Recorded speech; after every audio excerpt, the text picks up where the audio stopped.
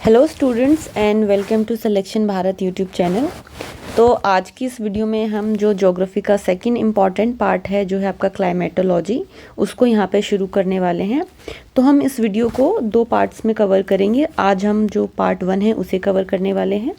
देखिए, क्लाइमेटोलॉजी आपका वो पार्ट ऑफ ज्योग्राफी है जो आपके एटमॉस्फेयर में जो भी प्रोसेसेस होती हैं या फिर एटमॉस्फेयर का आपका स्ट्रक्चर कैसा है, उन सभी चीज़ों को यहाँ पे कवर करता है। तो अगर आपने अभी तक हमारे चैनल सिलेक्शन भारत को सब्सक्राइब नहीं किया है तो ज़रूर से करिए, और ये वीडियो आपके सभी एग्ज़ाम्स के लिए बहुत ही इम्पॉर्टेंट रहने वाला है। तो इस वीडियो को एंड तक ज़रूर देखिएगा। चलिए वीडियो को शुरू करते हैं। देखिए, एटमॉस्फेयर को जानने से पहले ये जान लेते हैं कि आखिर आपके एटमॉस्फेयर में क्या क्या गैसेस या फिर कोई भी पार्टिकल्स मिल रहा है। इसे हम बोलते हैं आपका कॉम्पोजिशन ऑफ एटमॉस्फेयर। अगर हम ब्रॉडली देखें तो जो कंपोनेंट सबसे ज़्यादा अमाउंट में आपके एयर में या फिर एटमॉस्फेयर में प्रेजेंट है वो है आपका नाइट्रोजन, अराउंड 78%। सेकंड है आपका ऑक्सीजन जो है आपका 21%, और जो आपकी अदर गैसेस हैं उनको हम मान सकते हैं कि टोटल मिला के 1% तक यहाँ पे वो कंट्रीब्यूट करती हैं। अगर आप टेबल में देख पाएंगे तो जो भी इंपॉर्टेंट गैसेस हैं यहाँ पे वो लिखी हुई हैं। नाइट्रोजन आपका 78% है, ऑक्सीजन इज़ 20.9 है, तो यानी 1% उसको हमने यहाँ पे बोल दिया है। आर्गन है आपका 0.934, कार्बन डाइऑक्साइड आपकी 0.03।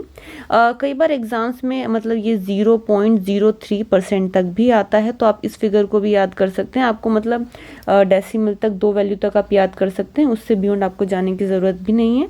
नियॉन की बात करें तो 0.00182%। हीलियम है जो वो है 0.00052%। मीथेन की बात करें तो 0.0015%, और क्रिप्टन की बात करें तो 0.00011% यहाँ पे आपका प्रेजेंट है। देखिए, जो ये वाली इंपॉर्टेंट गैसेस हैं आपकी, आप इनके परसेंटेज को ही याद रखिए क्योंकि एग्जाम्स में इन्हीं का परसेंटेज ज़्यादा पूछा जाता है। बाकी गैसेस को आप ऑलमोस्ट मतलब अगर ऊपर वाली गैसेस से कंपेयर करेंगे तो बहुत ही कम अमाउंट में प्रेजेंट है। बस आपको इनका एक आइडिया होना चाहिए कि अगर हम कॉम्पोजिशन ऑफ एटमॉस्फेयर की बात करें तो उसमें कौन कौन सी गैसेज यहाँ पे आती हैं। ठीक है, अब कुछ फैक्ट्स हम जान लेते हैं इन गैसेस के बारे में। देखिए, ऑक्सीजन जो है वो 21% यहाँ पे प्रेजेंट है, और आपको पता है कि जितने भी जो बायोटिक कंपोनेंट हैं वो ऑक्सीजन का यूज़ करके या तो अपना खाना बना रहे हैं या फिर यहाँ पे रेस्पिरेशन कर रहे हैं, इनहेल करते हैं ऑक्सीजन को, और फिर इन रिटर्न वहाँ पे कार्बन डाइऑक्साइड को निकालते हैं बाहर। तो इस तरह से ये जो ऑक्सीजन और कार्बन की एक साइकिल चलती रहती है, इस वजह से जो बायोटिक लाइफ है यहाँ पे सस्टेन कर रही है। नाइट्रोजन आपका 78% है। नाइट्रोजन बहुत सारी लाइफ प्रोसेसेस में कंट्रीब्यूट करता है, जैसे कि अगर हम बात करें आपके अमोनिया की, तो अमोनिया आपकी सोइल की फर्टिलिटी के लिए बहुत ही ज़्यादा इम्पॉर्टेंट है, जहाँ से फिर वहाँ से क्रॉप उगती हैं, लोगों को फूड मिलता है। इसके अलावा जो आपके बैक्टीरियाज होते हैं जो माइक्रो लेवल पे काम कर रहे हैं, नाइट्रोजन उनके लिए भी बहुत ज़्यादा ज़रूरी है। ठीक है, नाइट्रोजन और ऑक्सीजन अगर इन टोटल हम देखें तो 99% यहाँ पे आपके पूरे एटमॉस्फेयर का ये कॉम्पोजिशन मेक करते हैं। अब देखिए, एक यहाँ पे आपको टर्म दिख रही होगी एरिसोल्स। तो ये छोटी छोटी टर्म्स आपको जानना इसलिए ज़रूरी है कि कई बार एग्जाम्स में ये पूछ ली जाती हैं। एरिसोल्स होते हैं सॉलिड एंड लिक्विड पार्टिकल्स, जो कि सॉलिड का आप मिक्सचर सोल्यूशन बोल सकते हैं कि सॉलिड पार्टिकल्स इन लिक्विड, उनको हम एरिसोल बोलते हैं, जो आपके एटमॉस्फेयर में प्रेजेंट होते हैं। नेक्स्ट, अगर कार्बन डाइऑक्साइड है, ये आपको पता ही है कि देखिए, अगर कार्बन डाइऑक्साइड ना हो तो फोटोसिंथेसिस यहाँ पे नहीं हो पाएगा। फोटोसिंथेसिस प्लांट्स के लिए बहुत ही ज़्यादा इंपॉर्टेंट है, क्योंकि जब वो अपना फूड बनाते हैं उसी के द्वारा फिर जो बाकी फूड चेन में जो बाकी एनिमल्स हैं उन्हीं के ऊपर डिपेंड होते हैं, और उसी से ये जो हमारी पूरी की पूरी फूड चेन है यहाँ पे एक स्टेबिलिटी के साथ चलती रहती है। अगर कार्बन डाइऑक्साइड बिल्कुल ही ख़त्म हो जाएगा अर्थ से, तो यहाँ पे फोटोसिंथेसिस होना बंद हो जाएगा, यानी लाइफ फिर एग्जिस्ट नहीं कर पाएगी अर्थ में। और इसकी अगर हम एक दूसरी साइड भी देखें, जिसे हम आज के टाइम पे आपका क्लाइमेट चेंज या फिर global warming to be precise अगर बोलें, अगर ग्लोबल वार्मिंग यहाँ पे हो रही है वो तो एक नेचुरल फिनोमेना है जो अर्थ के एटमॉस्फेयर में होता ही है। मान लीजिए, अगर सन की रेज आपके अर्थ के एटमॉस्फेयर में एंटर कर रही हैं तो एक लिमिटेड अमाउंट, एक certain amount of heat life को सस्टेन करने के लिए चाहिए, अदरवाइज जो हमारी अर्थ है वो फ्रीज हो जाएगी। जैसे कि हमारे एक्सट्रीम जो पोल्स हैं, नॉर्थ पोल हैं, जो साउथ पोल हैं, वहाँ पे कैसे पूरे 12 महीने बर्फ़ जमी रहती है, और अगर यहाँ से हीट कम्प्लीटली डिसअपेयर हो जाए तो पूरी की पूरी अर्थ उस तरह से जम जाएगी, तो वो भी एक अच्छी बात नहीं है, उससे फिर लाइफ यहाँ पे सस्टेन नहीं कर पाएगी। तो हम दोनों ही एस्पेक्ट दे रहे हैं कि अगर कार्बन डाइऑक्साइड ज़्यादा हो जाए तो वो भी हार्मफुल है, अगर कम रहे तो वो भी हार्मफुल है, बट हमें यहाँ पे एक बैलेंस अमाउंट ऑफ CO2 हमारे एटमॉस्फेयर में चाहिए। ठीक है, नेक्स्ट हैं आपके वाटर वेपर्स। देखिए वाटर वेपर्स प्रेजेंट होते हैं आपके मेनली ट्रोपोस्फेयर में, यानी ट्रोपोस्फेयर में जैसे जैसे आपकी हाइट बढ़ती चली जाती है वैसे वैसे जो वाटर वेपर्स हैं उनका अमाउंट भी कम होता चला जाता है। अब देखिए ऐसा होता क्यों है, वाटर वेपर्स कैसे बनते हैं, आपकी जो कंडेंसेशन की प्रोसेस है, यानी हीट आती है, फिर वाटर का जो वाटर है वहाँ से इवेपोरेशन शुरू होता है और फिर वाटर वेपर्स बनते हैं और धीरे धीरे ऊपर की तरफ आपकी एयर में वो मिलने लग जाते हैं। अब मान लीजिए जैसे जैसे लैंड से आपका डिस्टेंस बढ़ता चला जाता है वैसे वैसे इवेपोरेशन कम होता चला जा रहा है, और इवेपोरेशन के साथ साथ जो ये वाटर वेपर्स हैं इनका अमाउंट भी यहाँ पे हमें डिक्रीज होता हुआ दिखाई देता है। ठीक है, तो ये आपकी स्लाइड्स हो गई हैं कंप्लीट। नेक्स्ट अब हम जान लेते हैं कि आखिर डिफरेंट लेयर्स क्या हैं आपकी एटमॉस्फेयर में जो एग्जिस्ट करती हैं। ठीक है, सबसे पहले जो आपकी एटमॉस्फेयर की लेयर है उसे हम कहते हैं ट्रोपोस्फेयर। जनरली अगर आप देखेंगे तो अप टू 12 किलोमीटर ये हमें यहाँ पे देखने को मिलती है। अगर हम यहाँ पे एक डिफ्रेंसिएशन आता है कि इक्वेटर पे इसकी हाइट अप टू 18 किलोमीटर तक भी चली जाती है, और जो आपके पोल्स हैं वहाँ पे ये हाइट अप टू 8 किलोमीटर तक ही रहती है। अब देखिए ऐसा क्यों होता है, ट्रोपोस्फेयर में जो है हीट जो सन रेज हैं आपकी डायरेक्टली जो फॉल करती हैं वो आपके इक्वेटर, ट्रॉपिक ऑफ कैंसर और ट्रॉपिक ऑफ कैप्रिकॉर्न पे यहाँ पे फॉल करती हैं। तो जितना ज़्यादा यहाँ पे हीटिंग इफेक्ट कंट्रीब्यूट करता है उतना ज़्यादा जो ट्रोपोस्फेयर है ना उसकी लेयर यहाँ पे बढ़ जाती है, और जबकि आपके जो पोल्स हैं वहाँ पे तो रेयरली सनलाइट पहुँच पाती है, तो बहुत कम वहाँ पे टेम्परेचर्स हैं, तो इसी वजह से जो आपका ट्रोपोस्फेयर है उसकी हाइट भी वहाँ पे हम सिर्फ 8 किलोमीटर तक ही देख पाते हैं। नेक्स्ट जो लेयर है यहाँ पे वो है आपकी स्ट्रेटोस्फेयर की, जो आपकी अप टू 50 किलोमीटर्स हमें यहाँ पे देखने को मिलती है। ठीक है, उसके अब देखिए जो आपकी स्ट्रेटोस्फेयर की लेयर है इसमें एक बहुत ही ज़्यादा इम्पॉर्टेंट लेयर हमें देखने को मिलती है जिसे हम कहते हैं आपकी ओजोन लेयर। ये वो लेयर है जो जो सन की जो हार्मफुल UV रेज होती हैं उनसे हमें यहाँ पे प्रोटेक्ट करती हैं। जो अगर आपकी UVA और जो UVB रेज हैं जो सन से आती हैं, क्योंकि वो ह्यूमंस में स्किन कैंसर को कॉज कर सकती हैं, और ये जो लेयर है आपकी यहाँ पे ओजोन लेयर जिसको हम बोलते हैं ये हमें इन हार्मफुल रेज से प्रोटेक्ट करती हैं। बट अब धीरे धीरे हो क्या गया है कि ये लेयर धीरे धीरे टूट रही है, यानी यहाँ पर कुछ ऐसी गैसेस हो गई हैं जिनका अमाउंट बढ़ गया है जो नहीं होनी चाहिए एटमॉस्फेयर में, और उनकी वजह से यहाँ पे जो हमारी ओजोन लेयर है वहाँ पे एक होल क्रिएट हो गया है। ज़्यादा बड़ा होल ये अंटार्कटिक जो है पोल वहाँ पे क्रिएट हुआ है। अब ये प्रोसेस पूरी होती क्या है, ये होल्स कैसे क्रिएट होते हैं, इनके पीछे कुछ केमिकल्स रिएक्शंस यहाँ पे मतलब एक रिस्पॉन्सिबल होती हैं, उनको हम आगे आने वाले चैप्टर्स में कवर करेंगे जब आपका हम इन्वायरमेंट का पोर्शन कवर करेंगे। नेक्स्ट जो लेयर है आपकी यहाँ पे है मीजोस्फेयर की, जो कि आपकी अप टू 80 किलोमीटर हमें देखने को मिलती है। उसके बाद है आपके थर्मोस्फेयर। ठीक है, थर्मोस्फेयर की लेयर है जो कि आपकी 800 से लेके 600 किलोमीटर तक हमें यहाँ देखने को मिलती है। अब देखिए उसके बाद ये एक्सोस्फेयर की लेयर हमने बना दी है, बट ये ऑलमोस्ट आपका बाहर का जो यूनिवर्स है जिसको हम बोलते हैं है ना, अंतरिक्ष यहाँ पे आ चुका है। ये बस एक लास्ट लेयर है जहाँ पे जो एटमॉस्फेयर है वो जो बाहर की लेयर्स के साथ जाके मिल जाता है, इसे हम एक्सोस्फेयर कहते हैं। ठीक है, अब आगे देख लेते हैं कुछ इंपॉर्टेंट फैक्ट्स इन सभी लेयर्स के बारे में। तो यहाँ पे हमने ऑलरेडी देख लिया था कि इक्वेटर पे जो थर्मोस्फेयर है उसकी हाइट अप टू 18 किलोमीटर रहती है। अगर पोल्स में यहाँ पे नहीं लिखा तो आप लिख लीजिए, पोल्स पे ये हाइट अब हमको 8 किलोमीटर तक देखने को मिल जाती है। उसके अलावा अगर हम टेम्परेचर चेंज की बात करें, यानी जैसे जैसे अगर आप स्ट्रेटोस्फेयर में ऊपर की तरफ मूव करते हैं तो यहाँ पे जो टेम्परेचर है वो डिक्रीज़ होता चला जाता है। अब देखिए ये ऐसा क्यों होता है, जैसे कि सन से रेज आई। अब ये कंसेप्ट आपके लिए जान लेना ज़रूरी है। जो सन है वो एमिट करता है शॉर्ट वेव रेडिएशंस को। ये जो शॉर्ट वेव रेडिएशन होती हैं ये बहुत ही ज़्यादा हीटिंग इफ़ेक्ट को प्रोड्यूस करती हैं, यानी इनमें ज़्यादा एनर्जी यहाँ पे हमें देखने को मिलती है।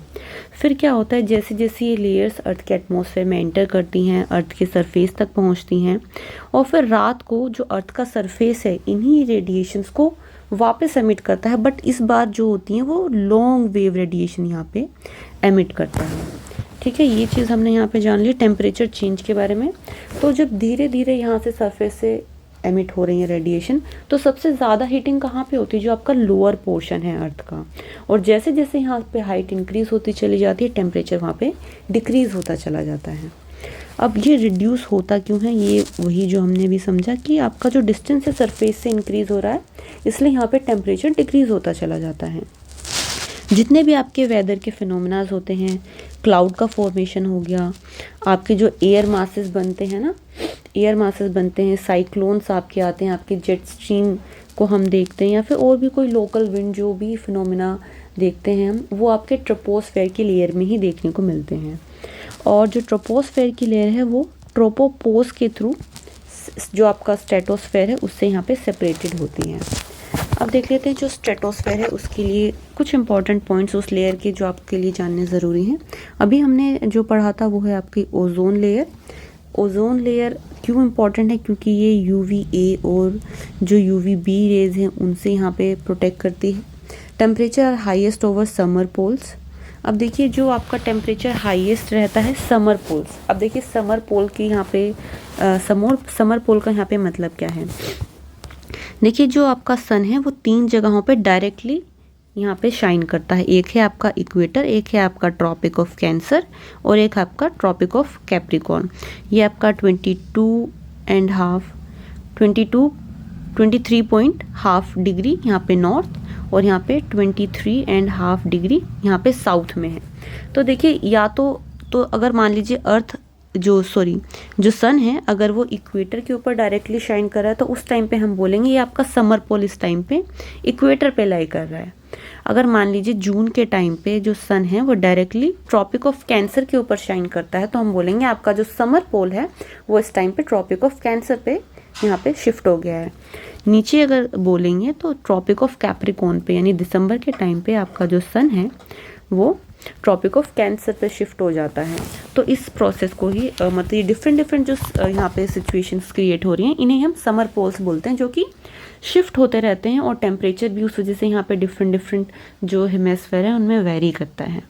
इसके अलावा जो layer of atmosphere free from, ये जो लेयर है आपके एटमॉस्फेयर की, इसमें कोई भी क्लाउड फॉर्मेशन हमें एज सच देखने को नहीं मिलता है। यहाँ पे जो एरोप्लेन्स वगैरह हैं वो ईजिली यहाँ पे फ्लाई कर सकते हैं। कभी कभार हम देख सकते हैं कि जो आपके सीरस क्लाउड हैं वो कई बार बहुत ही लोअर लेवल्स पर यहाँ पे हमें उनका फॉर्मेशन देखने को मिलता है। नेक्स्ट जो आपकी लेयर है वो है मेसोस्फेयर की। मेसोस्फेयर अप टू 80 किलोमीटर हमें देखने को मिलता है। इसको हम बोल सकते हैं कि बहुत ही ज़्यादा कोल्डेस्ट लेयर है एटमॉस्फेयर की। अब यहाँ पे अगर टेम्परेचर का हम देखें बात करें, temperature again reduce with height. जैसे जैसे हाइट बढ़ रही है आपकी उसका टेम्परेचर रिड्यूस होता जा रहा है। एक बार हम स्ट्रेटोस्फेयर की बात कर लें, यहाँ पे जैसे जैसे हाइट इंक्रीज होती है ना तो टेम्परेचर भी इंक्रीज होता है। अब ये किस रीज़न की वजह से होता है, क्योंकि यहाँ पे एक ओजोन की लेयर हमें यहाँ पे लाई करती है, और जो O3 है वो बहुत ही ज़्यादा हीटिंग इफेक्ट यहाँ पे प्रोड्यूस करती है, जिस वजह से अगर हाइट इंक्रीज़ हो रही है तो टेम्परेचर भी वहाँ पे इंक्रीज़ होता चला जाता है। मेसोस्फेयर में अगेन जैसे जैसे हाइट बढ़ती है तो टेम्परेचर रिड्यूस होता चला जाता है। स्कार, यहाँ पे कोई भी वाटर वेपर तक भी हमें देखने को नहीं मिलते हैं।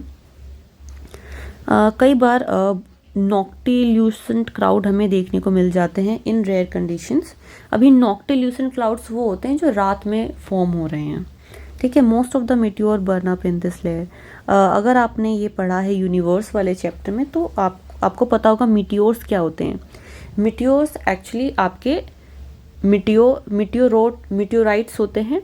ठीक है, मीटियोराइट्स वो आपके यूनिवर्स में घूम रहे होते हैं, बट जैसे ही अगर वो नेक्स्ट जो लेयर यहाँ पे हम पढ़ेंगे वो है थर्मोस्फेयर। देखिए थर्मोस्फेयर में जैसे जैसे टेम्परेचर इंक्रीज होता है with height. Increase due to absorption of ultraviolet and X-ray radiation. तो ये जो रेडिएशन सन से आती हैं तो यहाँ पे ये अब्जॉर्ब हो जाती हैं, तो यहाँ पर इनकी वजह से टेम्परेचर काफ़ी इंक्रीज़ हो जाता है। जो इंटरनेशनल स्पेस स्टेशन है, यानी जो भी आपकी सैटेलाइट्स वगैरह हैं, वो इसी लेयर में प्रेजेंट होती हैं, ठीक है। और एक यहाँ पे एक कर्मन लाइन है जिसको बोलते हैं कि जिसके बियॉन्ड, यानी कर्मन लाइन बॉर्डर है जो अर्थ का एटमॉस्फेयर है और जो आउटर स्पेस है उसके बीच की जो लेयर है, जहाँ से हम बोल देते हैं कि यहाँ से अब बाहर की लेयर स्टार्ट हो रही है, यूनिवर्स या आउटर स्पेस स्टार्ट हो रहा है, उसे हम बोलते हैं कर्मन लाइन। आयनोस्फेयर भी इसी लेयर में प्रेजेंट होते हैं।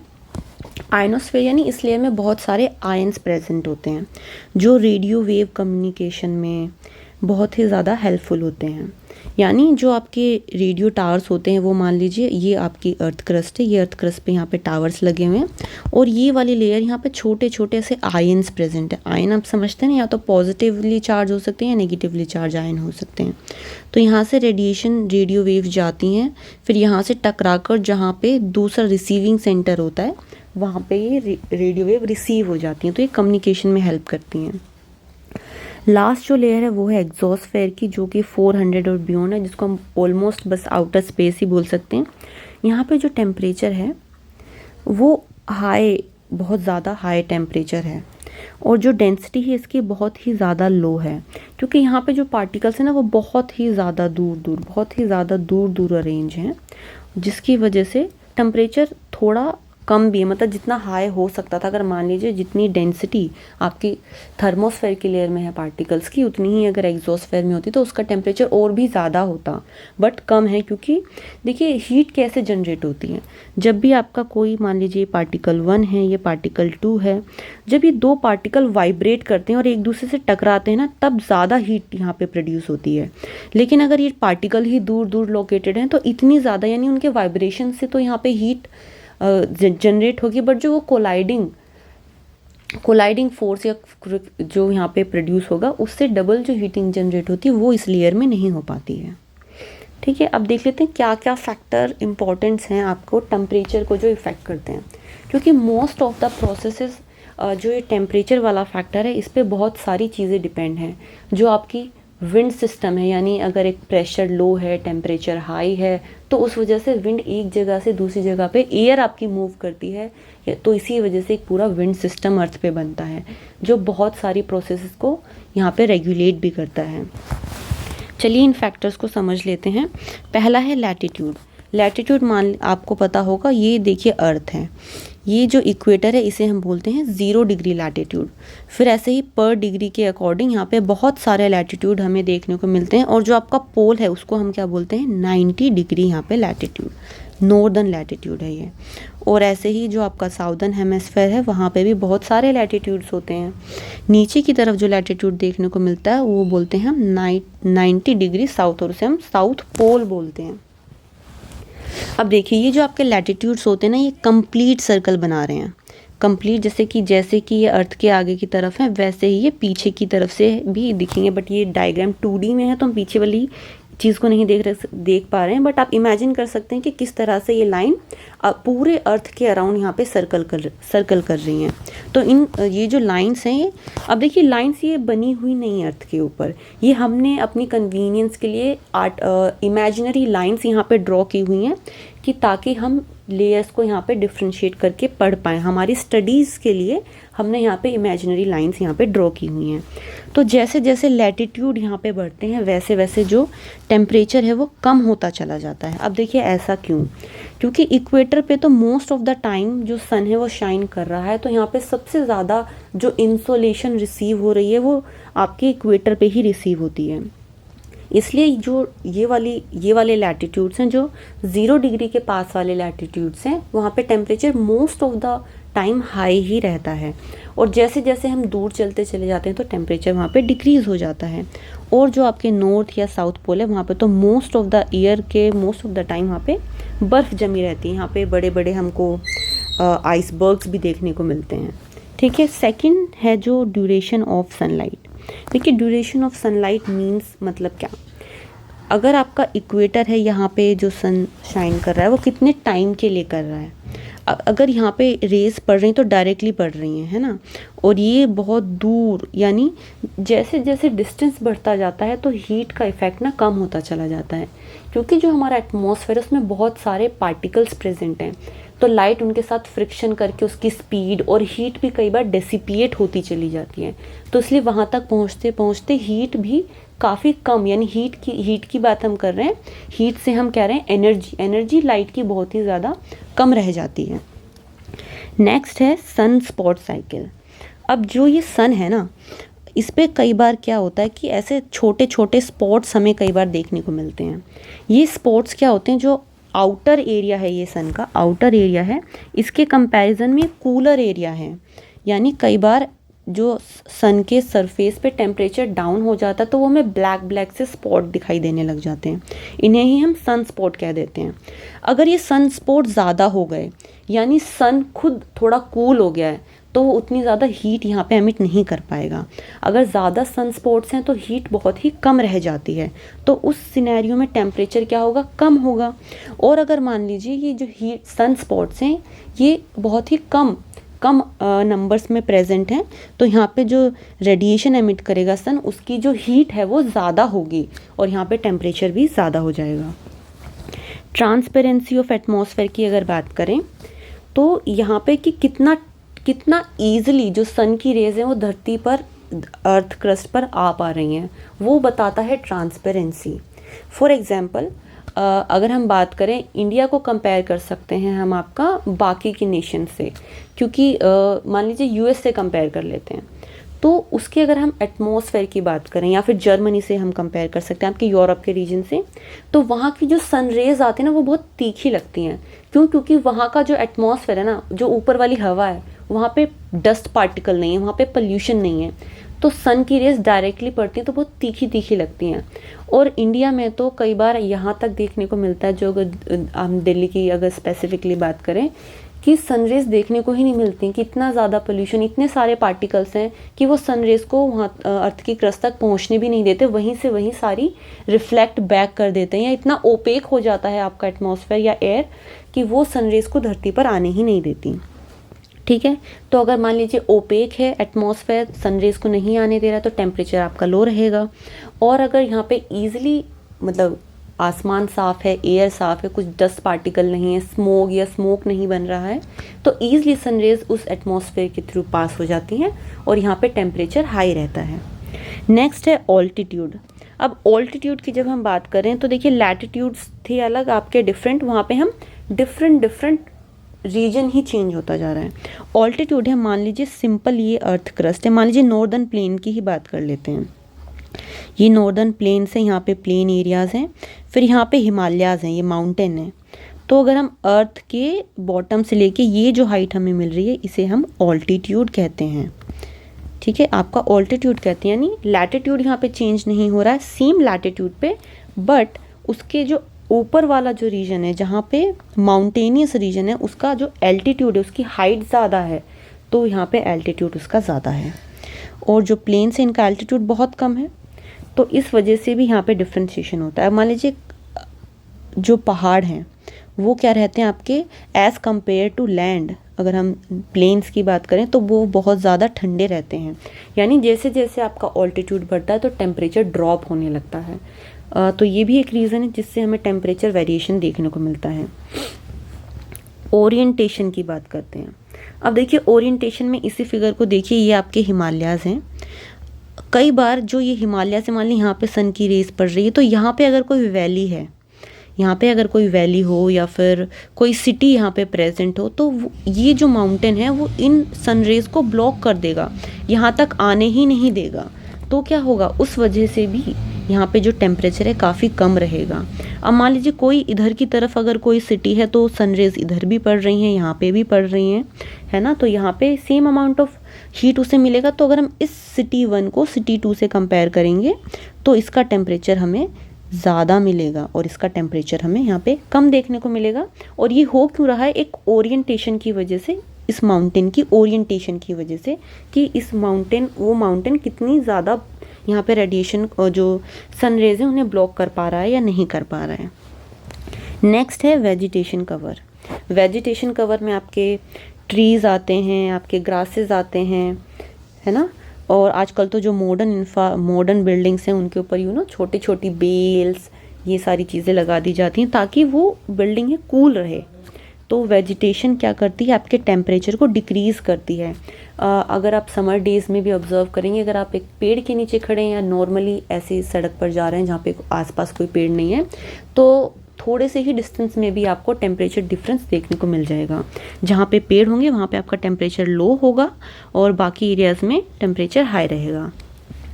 डिस्टेंस फ्रॉम द सी, देखिए ये भी एक फैक्टर है जो आपके टेम्परेचर को इम्पैक्ट करता है।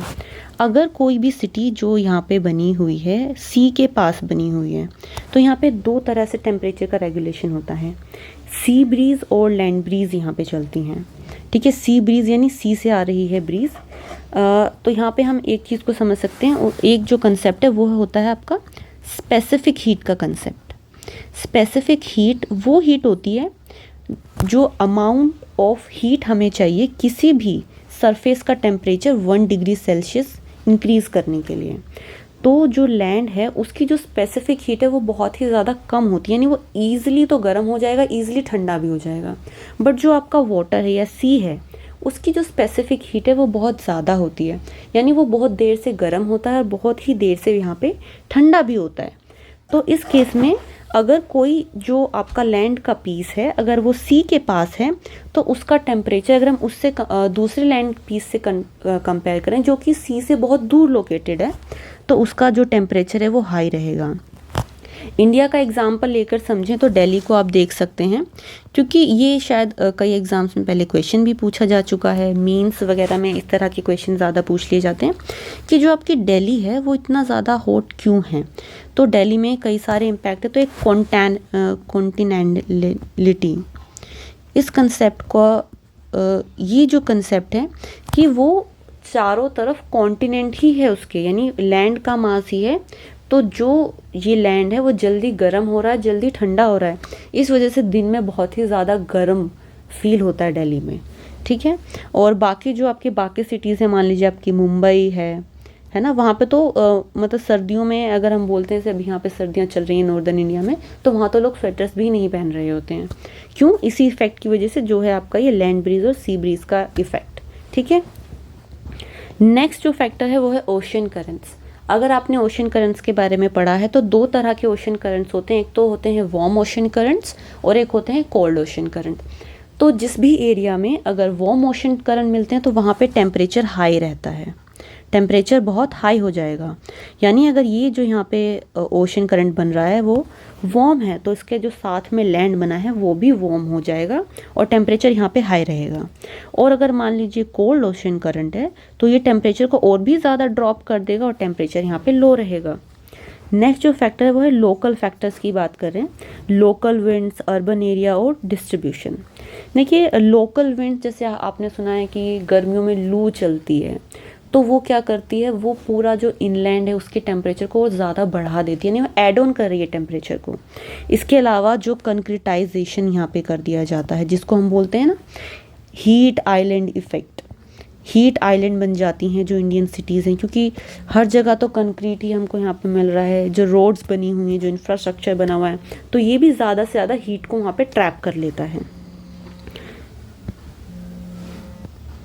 तो यहाँ पे हमने पूरा जो पार्ट 1 था आपका कवर कर लिया है। नेक्स्ट वीडियो में हम पार्ट 2 कवर करेंगे और डिफरेंट कुछ आपके इंपॉर्टेंट फिनोमेनास हो गए, जैसे टेम्परेचर को और भी चीज़ें जो इफेक्ट करती है, जैसे आपके अल्बेडो हो गया। फिर हम समझेंगे कि टेम्परेचर इन्वर्जन का क्या रोल होता है। हीट बजट एक चीज़ होती है जो पूरे अर्थ के हीट के बजट को रेगुलेट करती है, तो वहाँ पे भी टेम्परेचर का ही रोल रहता है। तो आने वाली वीडियोस में हम ये सारे टॉपिक्स कवर करेंगे। अगर आपने अभी तक हमारे चैनल को सब्सक्राइब नहीं किया है तो हमारे चैनल सिलेक्शन भारत को सब्सक्राइब ज़रूर से करिए, और वीडियो पसंद आई है तो लाइक करिए और अपने दोस्तों के साथ भी इसे शेयर कीजिए। Thank you.